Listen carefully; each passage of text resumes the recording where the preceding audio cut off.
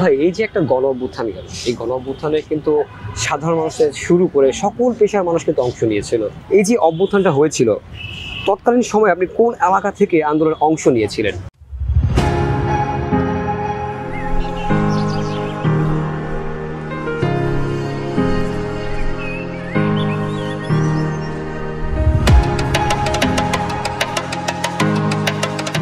আসলে এই ঐতিহাসিক কোটা বিরোধী আন্দোলনে আমি মোটামুটি ঢাকার সবগুলো স্পটেই গিয়েছি আমার দায়িত্বের কারণে।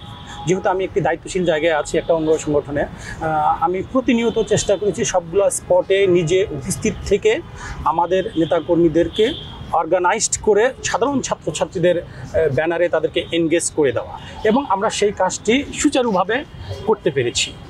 আমি বলতে পারি যে বিএনপির রাজনীতির সবচেয়ে সঠিক কৌশল হচ্ছে এই কোটা বিরোধী আন্দোলনটাকে সুন্দরভাবে পরিচালনা করা। কোটা বিরোধী আন্দোলন শুরু হওয়ার পর থেকে ছাত্রদল সহ বিএনপির সকল অঙ্গ সংগঠনের লক্ষ লক্ষ নেতাকর্মী সাধারণ ছাত্রছাত্রীদের ব্যানারে চলে গিয়েছে, কিন্তু বিএনপির সিনিয়র নেতৃবৃন্দ কোটা বিরোধী আন্দোলনটাকে নৈতিকভাবে সমর্থন জানিয়ে এসেছে বা তাদের দাবি দেওয়ার প্রতি একমত পোষণ করেছে। কিন্তু যখন ফাইনাল স্টেজে চলে গেল তখন এই আন্দোলনটা মোটামুটি বলা যায় রাজনৈতিক দলগুলোর নেতৃত্বে পরিচালিত হয়েছে। এই যে এই আন্দোলনে যে যোগ দিয়েছেন আপনি, যোগ দেওয়ার পেছনে ব্যক্তিগতভাবে আপনার মূল প্রেরণা কে জুগিয়েছিল বা মূল প্রেরণাটা কি ছিল? না, আমরা দীর্ঘদিন ধরেই ফ্যাসিস্ট স্বৈরাচার হাসিনা বিরোধী আন্দোলন করে যাচ্ছি। আমরা যেহেতু রাজনীতি করি, রাজনৈতিক কর্মী, আমাদের কিন্তু চাওয়া পাওয়া বেশি নেই। আমাদের চাওয়া পাওয়া হচ্ছে যে দেশটা ভালো থাকুক, দেশটা দুর্নীতিমুক্ত থাকুক, দেশের গণতন্ত্র থাকুক, দেশের সংবাদপত্রের স্বাধীনতা থাকুক, দেশের মানুষ স্বাধীনভাবে মুক্ত মত প্রকাশের সুযোগ পাক। সেই যে একটা প্রেরণা, এই প্রেরণার তাগিদেই আমরা এই কোটা বিরোধী আন্দোলনে যুক্ত হয়েছিলাম। এই যে আন্দোলনের শুরু থেকে কিন্তু আপনি বিভিন্ন স্পটে গিয়েছিলেন, আপনি যে বললেন, তখন আপনি কি কি চ্যালেঞ্জের মুখোমুখি হয়েছিলেন? আমি বহু চ্যালেঞ্জের মুখোমুখি হয়েছি। যেমন আমি একদিন যাত্রাবাড়ি স্পটে গেলাম, ঠিক যাত্রাবাড়ি মোড়ে। আমার মাথায় হেলমেট ছিল, আমাকে তখন এক সাংবাদিক চিনে ফেলার পর উনি আমাকে পিছন থেকে এসে টান দিয়ে ধরে বললো যে আপনি এখন এই মুহূর্তে চলে যান, না হলে কিন্তু আপনি অ্যারেস্ট হয়ে যাবেন। আপনার মানে সাহস দেখে আমি অবাক হয়ে যাই। পরে আমি ওখান থেকে বাইকে করে আসলাম হচ্ছে মালিবাগ। তখন বিকেল। মালিবাগে যখন আমি বাইক থেকে নেমে আমার নেতাকর্মীদেরকে অর্গানাইজ করে রাজপথে মুভ করছি, তখন দেখি যে ওখানে ছাত্রলীগ এবং যুবলীগের সন্ত্রাসীরা রাইফেল উঁচিয়ে মুহুর্মুহু গুলি করছে। এবং আমার সামনের যে জন, আমার থেকে প্রায় 2-1 গজ সামনে, আমার চোখের সামনে ওর বুকে সেই তপ্ত বুলেটে বিদ্ধ হয়ে ঢলে পড়লো এবং স্পট ডেথ হলো, যেটা আমাকে বহুদিন পর্যন্ত ভাবিয়েছে। বা আমি অনেক দিন ঠিকমতো খাওয়া দাওয়া করতে পারিনি, মানে অনেকটা ট্রমার মধ্যে ছিলাম। তারপর একদিন আমি রামপুরাতে গিয়েছি, ব্র্যাক বিশ্ববিদ্যালয়ের সামনে যে একটা হট স্পট ছিল, ওখানে যাওয়ার পর আমি একটা মিডিয়ার বাইক নিয়ে গিয়েছিলাম চলাচলের সুবিধার্থে।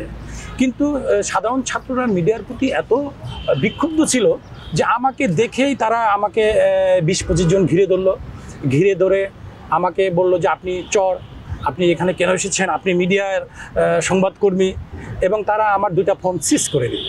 তা আমি তাদেরকে বিনয়ের সাথে বললাম যে আপনি আমার ফোন চেক করে দেখেন যে আমি আসলে আপনাদেরই লোক বা আপনাদের জন্যই কাজ করছি। তখন 2-3 জন ছাত্র যে আমার সব মোবাইল গ্যালারি চেক করলো, চেক করার পর আমাকে ফোন 2টা ফিরিয়ে দিয়ে বললো যে ভাই আপনি তো আমাদের লোক, আপনি তো আমাদের আন্দোলনের একজন নেতা আছেন, আপনি বুকে আসেন। এই যে মানে অসংখ্য ক্ষুদ্র ক্ষুদ্র ঘটনায় আমরা মানে রোমাঞ্চিত ছিলাম ওই সময়। আন্দোলনের সময় কোন মুহূর্তটা এখন আপনার মনে দাগ কাটে বা এখনো স্মরণ করলে আপনাকে মানে আরো দুঃখ বানিয়ে ফেলে? হ্যাঁ, আমার সবচেয়ে খারাপ লেগেছে ওইটাই যে মালিবাগ মোড়ে যখন আমরা মিছিল করতেছিলাম, তখন ছাত্রলীগ এবং যুবলীগের সন্ত্রাসীরা একবারে নতুন চকচকে রাইফেল দিয়ে মুহুর্মুহু গুলি করতেছিল এবং আমি দেখলাম যে আমার সামনের জন তো নিহত হলোই, তারপরে ওই মুহূর্তে আরও 7-8 জন ছাত্র আমার চোখের সামনে আমি তাদেরকে মানে মৃত্যু দেখলাম, যে তারা রাজপথে ঢলে পড়ছে। যে জিনিসটা আসলে খুব কষ্টের, যে যারা মারা যাচ্ছে তারা ইয়াং এবং তারা অনেকটা বলতে গেলে টিনেজার বা অনার্সে পড়ে বা ইন্টারমিডিয়েটে পড়ে, ছোটো ভাইয়ের মতো আমাদের। তাদের এই যে নির্বিচারে গণহত্যা, এটা আসলে আমাকে মানে বহু বছর পর্যন্ত ভাবাবে যে একটা সরকার এত ফ্যাসিস্ট হতে পারে, একটা সরকার তার দেশের নিরীহ জনগণের উপর এইভাবে লেথাল উইপেন দিয়ে গুলি করে হত্যা করতে পারে। এটা আসলে নজিরবিহীন। বিশ্বের কোনো দেশে আছে কিনা আমি জানি না যে মাত্র 10-12 দিনের আন্দোলনে প্রায় 1500 ছাত্র জনতা বা বিরোধী দলের নেতাকর্মীদেরকে হত্যা করে। এত অল্প সময়ের মধ্যে এত গণহত্যা আমি কখনো দেখিনি। এই যে তখন তো শুরু হয়েছিল আন্দোলনটা, ছাত্ররাই শুরু করেছিল, তারপরে কিন্তু সাধারণ মানুষ তাদের সাথে যোগ দিল। তো এই তখনকার সময়ে ছাত্র এবং আন্দোলনকারী যারা ছিল তাদের মাঝে একতাটা কেমন দেখেছিলেন? আপনি খুব সুন্দর একটা প্রশ্ন করেছেন। আমি দীর্ঘ 27 বছর ধরে বিএনপি করি। আমি আমার জীবনে কখনো বিএনপিকে এত ম্যাচিউর সিদ্ধান্ত নিতে দেখিনি। তারা এই ছাত্র আন্দোলনটা যেভাবে হ্যান্ডেলিং করেছে, যেভাবে লিড দিয়েছে, এটাকে আমি বলতে পারি যে ভারতীয় উপমহাদেশের সেরা রাজনৈতিক সিদ্ধান্ত। কোটা বিরোধী আন্দোলন শুরু হওয়ার পর থেকেই ছাত্রদল সহ বিএনপির সকল পর্যায়ের নেতাকর্মী এই আন্দোলনে যোগ দিয়েছে, কিন্তু কখনোই কেউ মিডিয়াতে আসেনি, ফেসবুকে আসেনি বা অন্য অন্য অনলাইন প্ল্যাটফর্মে আসেনি। তারা শুধু বিএনপির সিনিয়র নেতৃবৃন্দ শুধু ফেসবুকে বা মিডিয়াতে এই আন্দোলনের প্রতি একাত্মতা পোষণ করেছে বা ছাত্রদের পাশে থাকবে বলে প্রতিশ্রুতি দিয়েছে। কিন্তু তলে তলে যে বিএনপির লক্ষ লক্ষ নেতাকর্মী সারা দেশে সাধারণ ছাত্রদের হয়ে কাজ করতেছে, এটা আমার মনে হয় ফ্যাসিস্ট হাসিনার দৃষ্টির বাইরে ছিল। কিন্তু শেখ হাসিনা বা আওয়ামী লীগ যখন বুঝতে পেরেছে যে এই আন্দোলনটা বিএনপি, জামাত বা অন্যান্য রাজনৈতিক দল ব্যাপকভাবে অংশগ্রহণ করেছে, তখন আর করার কিছু ছিল না। তো মূলত সেটা হচ্ছে যে আমরা এই আন্দোলনের শুরু থেকেই অংশগ্রহণ করেছি, কিন্তু মিডিয়ার ফোকাসে ছিলাম না। যখন মিডিয়ার ফোকাসে এসেছি তখন আর শেখ হাসিনার করার কিছু ছিল না। তখন টোটাল আন্দোলনটা বিএনপির নেতৃত্বে এবং বিএনপির ভারপ্রাপ্ত চেয়ারম্যান জনাব তারেক রহমান প্রতিটা মুহূর্ত, প্রতিটা সেকেন্ড এই আন্দোলনে তদারকি করেছেন, আমাদেরকে সরাসরি ফোন করে নির্দেশনা দিয়েছেন কোথায় কী করতে হবে।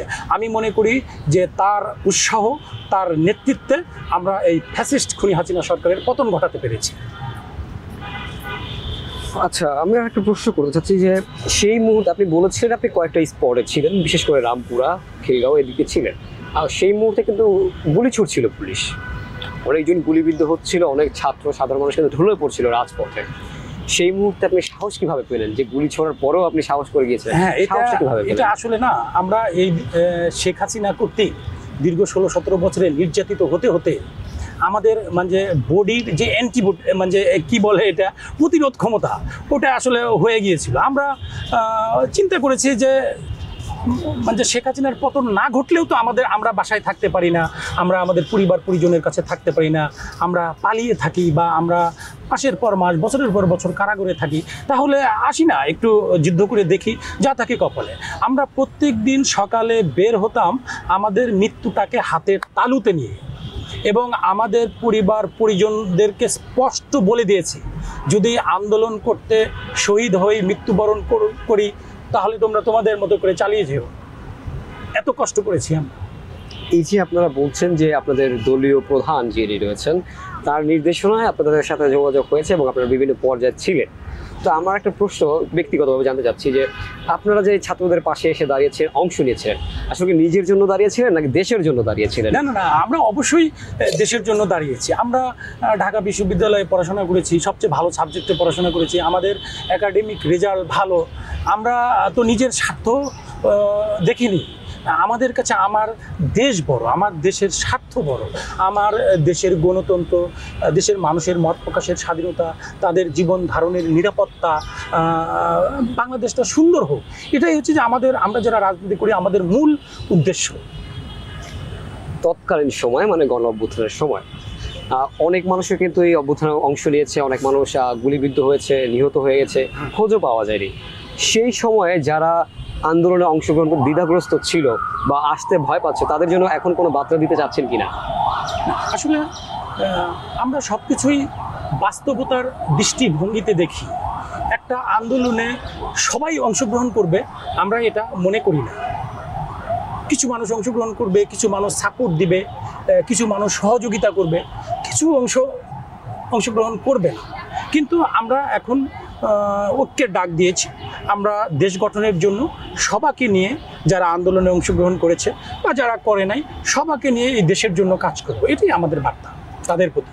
আন্দোলন তো শেষ হয়ে গেল, ফ্যাসিবাদকে দূর করা হলো, নতুন করে বাংলাদেশ সৃষ্টি হলো, কিন্তু এই যে আন্দোলনের পর থেকে লম্বা একটা সময় চলে আসছে, এখন পর্যন্ত তাদের বিচার হচ্ছে না, আসলে এই বিষয়টা আপনি কিভাবে দেখছেন?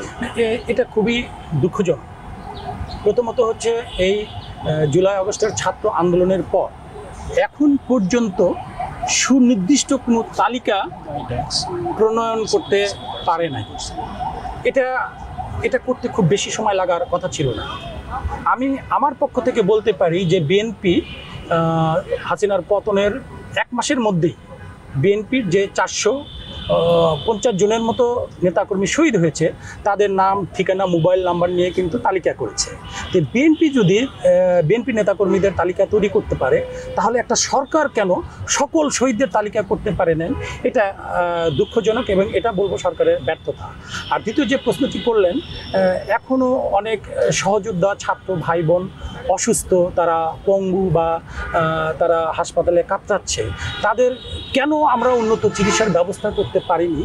তাদের চোখের এখনও কেন তাদের চোখ দিয়ে পানি, অশ্রু ঝরবে? এই জিনিসটা আমার আসলে বোধগম্য না। আমার কাছে মনে হয় এখানে অন্তর্বর্তীকালীন সরকারের যথেষ্ট গাফলতি আছে বা তাদের দায়িত্ব অবহেলার পরিচয় পাওয়া যায়।